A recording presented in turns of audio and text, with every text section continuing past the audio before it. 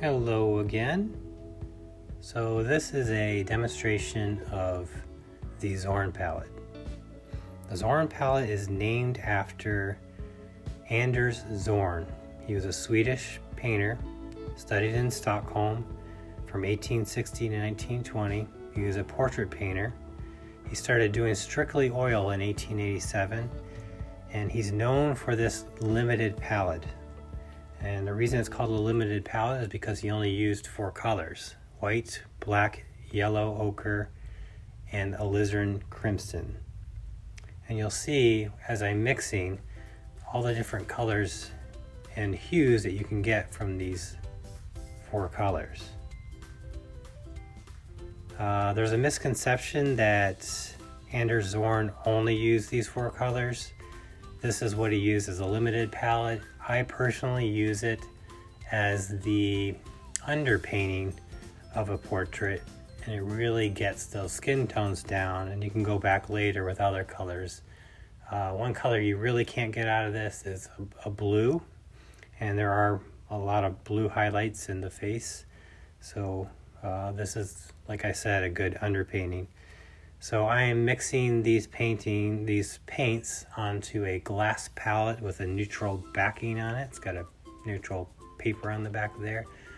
I recommend, if you ever use glass, always put a backing on it because it's really hard to see the color when you've got all the colors behind it showing through, and a neutral color just to show what the true color is. So I've got like a gray background on this.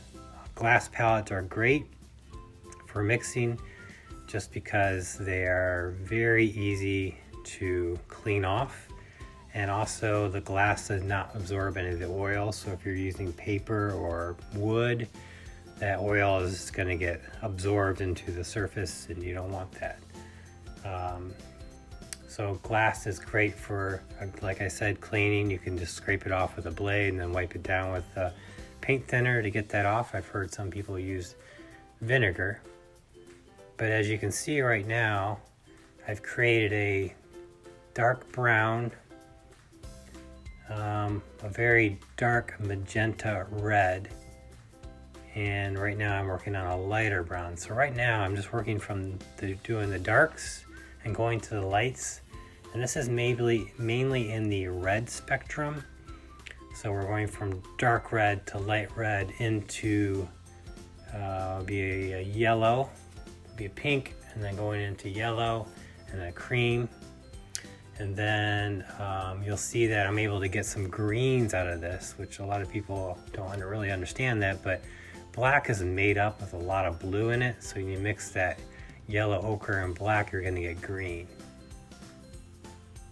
And you can also get purple out of this, and you'll see that that's what we'll end up with is purple at the end and lavender. Anytime you get green in a painting, especially if you're doing like a sunset on top of water and reflection, you're typically going to get some green that you don't really want in your skies or in your water. And the trick to getting rid of green, to knocking it down and killing it, is adding specifically alizarin crimson or some type of magenta. So it's in the reddish purple towards the blue spectrum of the red. It knocks down that green, and you can get your original colors back.